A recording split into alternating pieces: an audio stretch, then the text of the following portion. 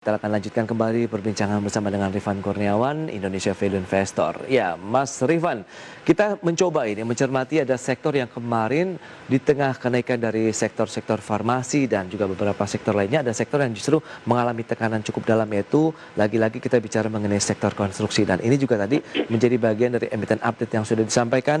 Ada Waskita Karya yang kita lihat perdagangan pada closing market kemarin masih mengalami tekanan di atas 6%, which is hari ini pun sama, sekitar 0,6% pelemahannya, begitu kinerja dalam 1 bulan masih melemah minus 18%. Nah, bagaimana nih tanggapan Anda kalau kita bicara mengenai sektornya dulu, konstruksi di tengah pandemi COVID-19?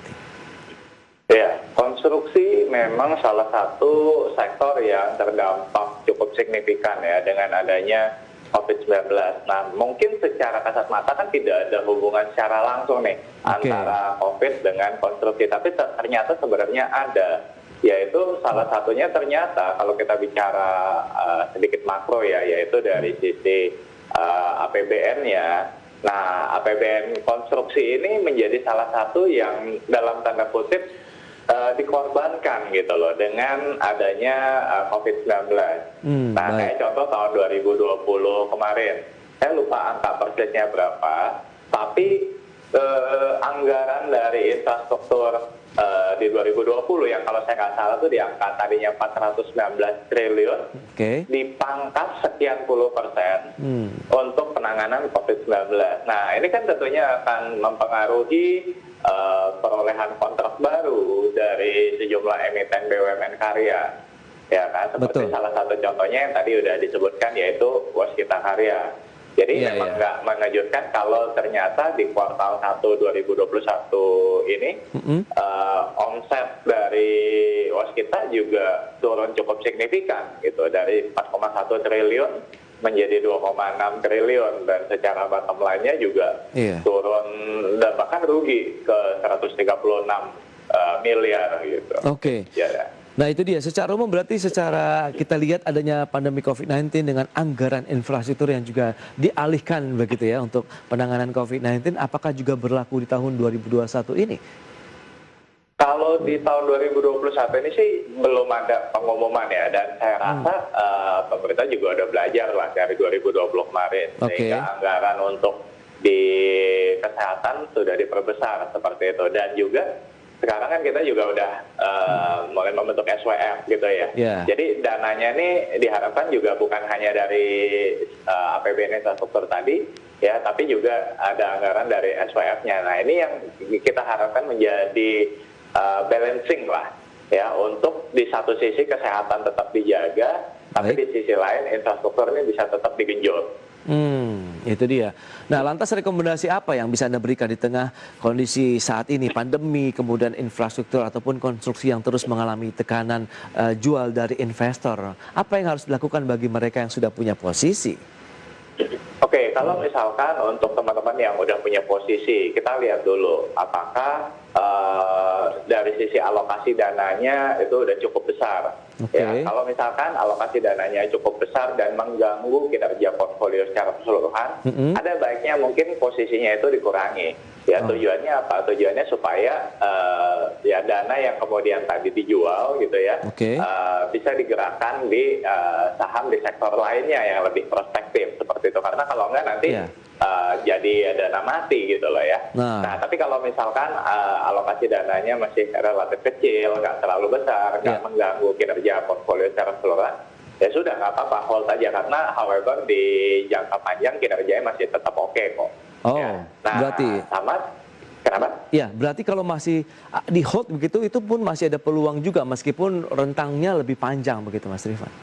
Betul ya, rentangnya lebih panjang, tapi kan tadi kuncinya tidak mengganggu portfolio secara keseluruhan. Yang saya takutkan gini, misalkan saya punya dana 100 juta, ternyata 50 juta atau 60 jutanya tuh ada di saham konstruksi, ya kan, which is kan jadi mengganggu kinerja secara keseluruhan. Tapi katakanlah kalau misalkan dari dana 100 juta, katakanlah saya hanya 5 juta atau sampai 10 juta gitu ya, itu kan nggak mengganggu kinerja secara keseluruhan. Jadi nggak apa-apa, di hold aja daripada kita harus cut loss seperti itu. Ya, tapi kalau misalnya dalam kondisi nyangkut begitu atau loss, ini bagaimana? Apakah juga harus dilepas begitu meskipun harus menanggung kerugian misalnya?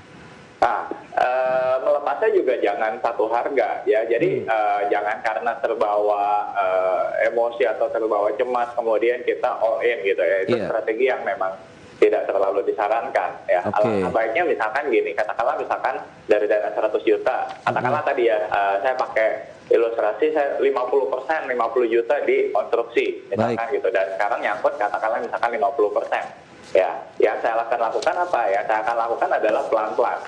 Ya, let's say misalkan dari 50 juta tadi, saya misalkan ya udah lepasin dulu misalkan 2 juta, 3 juta. Sambil kita lihat lagi prospeknya ke depan. Ya, ntar coba lepas pelan-pelan lagi.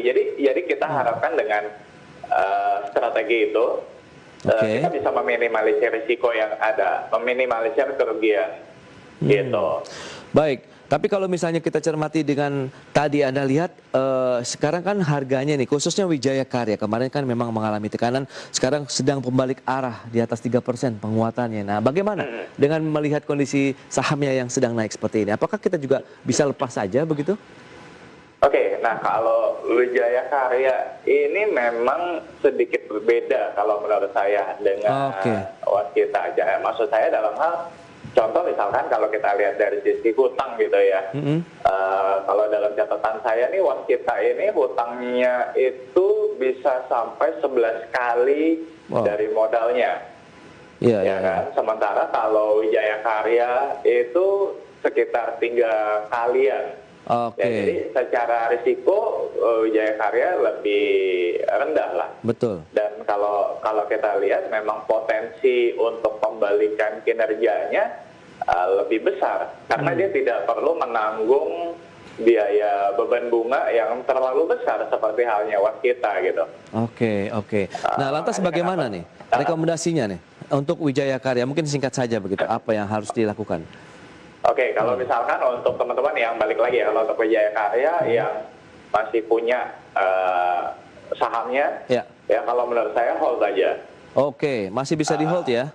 Masih bisa di hold, masih bisa di hold. Karena tadi kuartal 1 juga dia tidak sampai merugi sampai kayak si Waskita tadi. Iya. Nah, tapi setidaknya dia masih profit lah.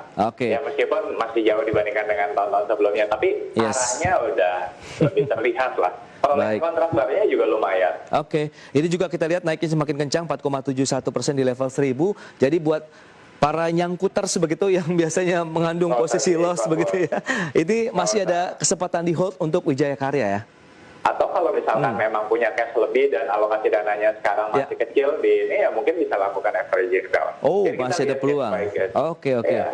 Baik. Menarik itu dia untuk bicara mengenai sektor konstruksi. Mas Rifan, ini mohon maaf waktu terbatas begitu. Terima kasih banyak atas waktu yang sudah diberikan dan juga analisisnya terkait dengan beberapa sektor yang nampaknya juga terdampak dengan pandemi baik yang positif maupun negatif begitu. Terima kasih banyak Mas Rifan. Selamat melanjutkan aktivitas Anda kembali dan stay healthy Mas Rifan. Thank you, Mas.